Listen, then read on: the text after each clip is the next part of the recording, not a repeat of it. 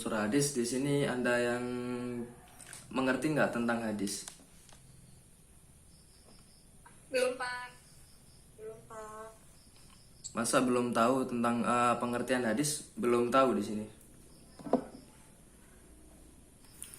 Jadi yang dinamakan hadis itu secara terminologis ya, hadis dimaknai sebagai ucapan dan segala perbuatan yang dilakukan Nabi Muhammad SAW. Nah, itu yang dinamakan hadis. Bisa jadi ya segala perbuatan atau berbagai tindakan itu bisa dinamakan sebagai hadis. Sedangkan sejarah bahasa, hadis berarti perkataan, percakapan, perbicaraan, segala ucapan, segala perbuatan dan segala keadaan atau perilaku Nabi Muhammad SAW. Nah, itu bisa dikatakan hadis. Dan untuk mengenai selanjutnya kita akan belajar tentang unsur-unsur hadis. Nah, yang terutama unsur-unsur hadis itu ada 3 ya. Unsur hadis ada 3. Yang pertama sanad, yang kedua ada matan, dan yang ketiga ada rawi. Nah, di sini ada yang mengerti apa itu dinamakan sanad?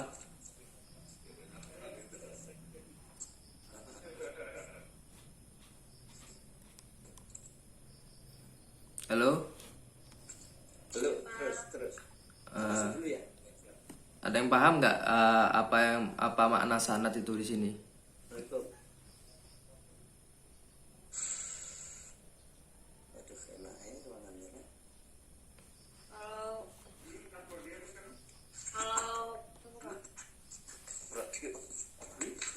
Bagaimana?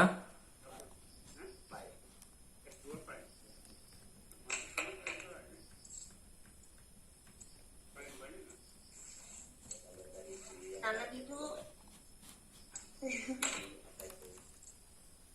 Jadi di sana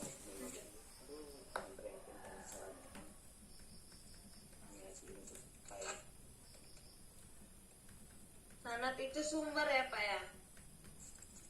Baik ya. Yang lain ada lagi yang paham atau enggak? kurang sempurna.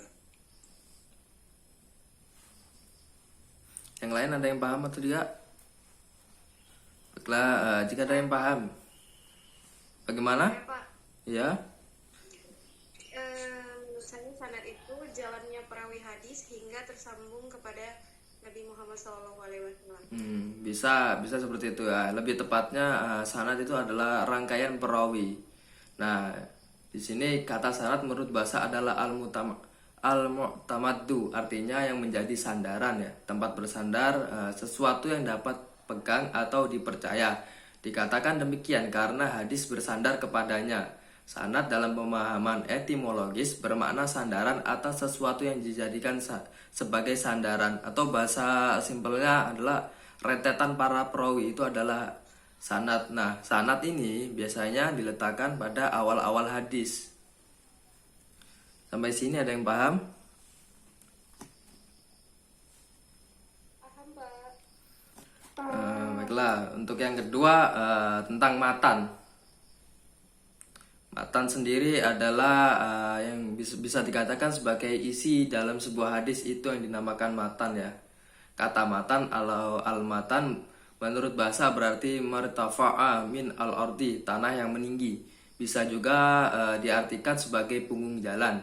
Sedangkan menurut istilah adalah mayantahi ilahi as-sanadu minal kalami, perkataan yang disebut pada akhir sanad, yakni sabda Nabi Muhammad SAW disebut sesudah habis disebutkan sanadnya atau dengan redaksi lain.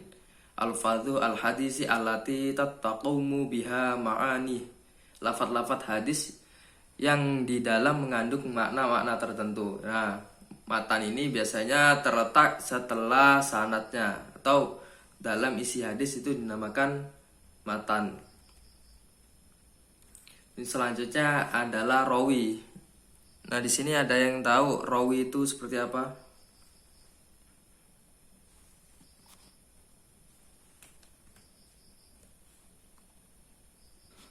Rawi itu orang yang meriwayatkan hadis atau memberitakan hadis.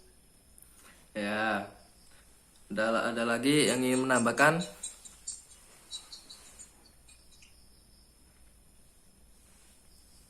Maaf ya, Ridho buka paket aku dulu, Dok.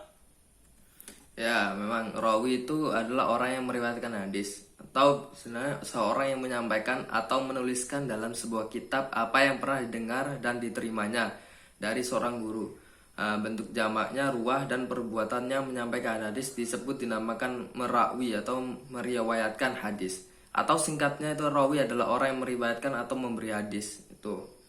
Jumhur imam hadis dan fikih sepakat bahwa syarat bagi orang yang dapat dipakai hujjah riwayat hendaknya adil dan dobit hadis yang diriwayatkan hadisnya. Perinciannya adalah rawi tersebut seorang muslim, baligh, berakal, sehat, terbebas dari sebab-sebab kefasikan dan hal-hal yang merusak muru'ah, benar-benar sadar dan tidak lalai, kuat hafalannya dan tepat tulisan. Jadi dalam meriwayatkan hadis tentulah ada syarat-syaratnya. Yang terutama itu yang tadi saya sebutkan. Yang pertama adalah muslim, kedua baligh, dan ketiga berakal sehat, keempat terbebas dari sebab-sebab kefasikan, kelima hal-hal yang merusak muru'ah, dan keenam benar-benar sadar dan tidak lalai. Selanjutnya yang terakhir kuat hafalannya dan tepat tulisannya. Sampai sini ada yang ingin ditanyakan atau tidak ya?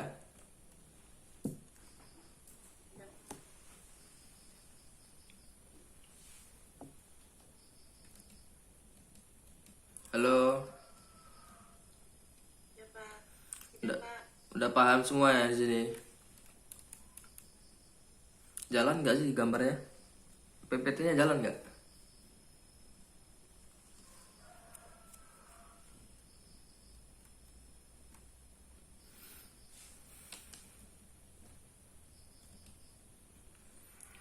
Nah, untuk selanjutnya adalah contoh dari unsur hadis. Nah, di sini ada yang bisa menyebutkan mana itu sanatnya, matan, dan mana itu rawinya.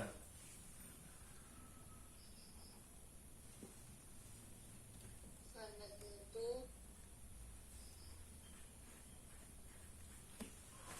Saya Pak, Ayo, monggo Pak. namanya itu Amirul Mukminin.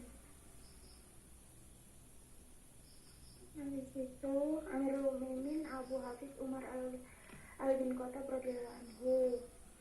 Terus isinya atau matannya itu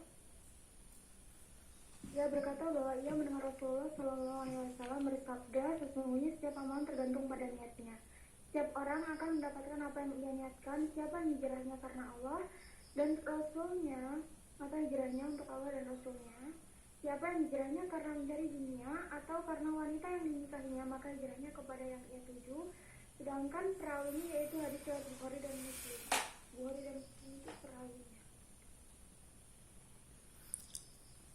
Ya, benar apa yang dikatakan dari Mbak Dwi Arianti. Jadi yang dinamakan sanadnya itu dari An Amir Mukmin Abi Husin Umar bin Khattab radhiyallahu anhu. Jadi yang dinamakan perawi pertama adalah di sini perawi yang terakhir Amirul Mukmin, selanjutnya Abi Husin, terakhir Umar bin Khattab, kemudian kepada Nabi Muhammad SAW ya. Dan yang berupa matan atau isinya yaitu sami'tu Rasulullah sallallahu alaihi wasallam yaqulu innama a'malu binniyat wa innama likulli umrin ma nawa faman kanat hijratuhu ilaihi wa rasuluh fa hijratuhu ila Allahi wa rasuluh wa man kanat hijratuhu la dunya nasubuha amartana yankihuha fajratuhu ila ma hajara ilaihi. Dan untuk yang terakhir untuk rawinya itulah yang paling belakang rawahul imam hadis Abu Daud Abdullah bin Muhammad bin Ismail bin Ibrahim. Nah, itu yang dinamakan perawi.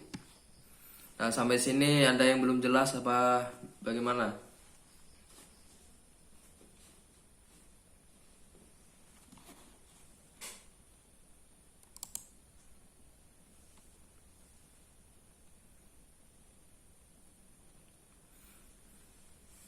Halo, jelas, Pak. jelas. Baiklah, untuk contoh yang kedua. Nah, di sini ada yang bisa lagi mencontohkan mana itu yang dinamakan sanad, matan, dan rawinya ayo.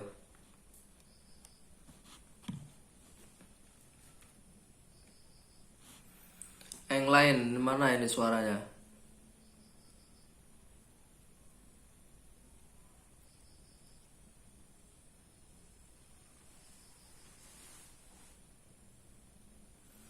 Halo?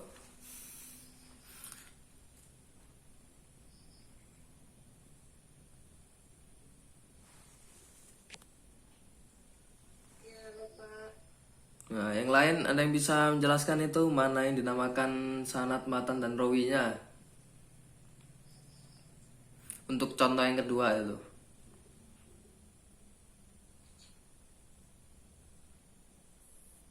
Saya, Pak. Ayo, monggo, Pak. Jadi kalau sanadnya itu mulai dari Haddasana Abdullah bin Musa Qala sampai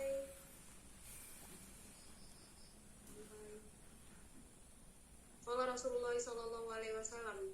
Terus kalau itu matannya mulai dari apa sih ini, Bani Islam ala khomsin syahadat, itu pokoknya itu Pak, sampai Ramadan. Sedangkan kalau rawinya itu rawahul Bukhari. Ya, benar apa yang dikatakan Mbaknya ya. Jadi yang dinamakan sanadnya itu biasanya terletak pada awal. Jadi contohnya itu Hadasana Abdullah bin Musa. Nah, itu yang dinamakan sanad ya, sampai dengan kola Rasulullah SAW. Nah, masuk dari kola ini termasuk ke dalam matan. Itu termasuk dalam rawi karena Rasulullah SAW bersabda ini. Dan sampai dengan wasaumu Ramadan, pada puasa Ramadan ini. Nah, dan untuk perawi atau orang yang meriwayatkan sendiri ada yang terakhir ini rawahul Bukhari. Sampai sini ada yang belum paham atau yang ada yang ingin tanyakan? Saya Pak izin bertanya, kenapa sanadnya itu lebih dari satu? Emang maksudnya alasannya kenapa gitu Pak? Yang dimaksud sanad pada dasarnya orang yang merawikan hadis ini, beliau mendapatkan sanad itu dari mengaji. Paham tidak?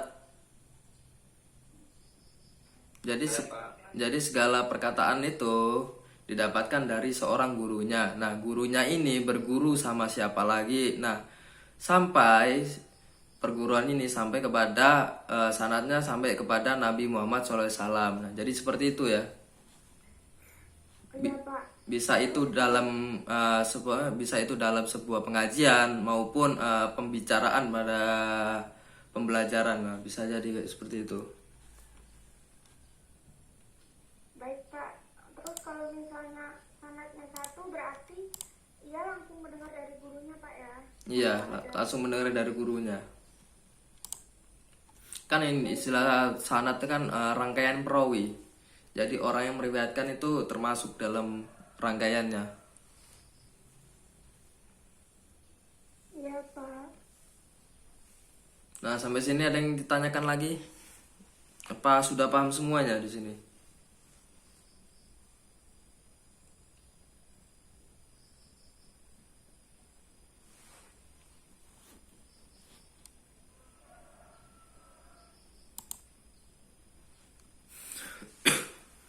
Halo teman-teman,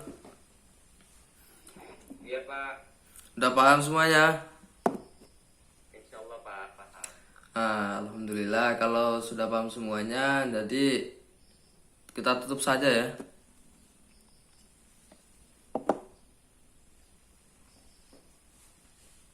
Baik Pak. Baik Pak. Baiklah, karena kita sudah menyampaikan pelajaran pada hari ini, saya tutup dulu. Wallahu wafiq ila aqwamit thoriq. Wassalamualaikum warahmatullahi wabarakatuh.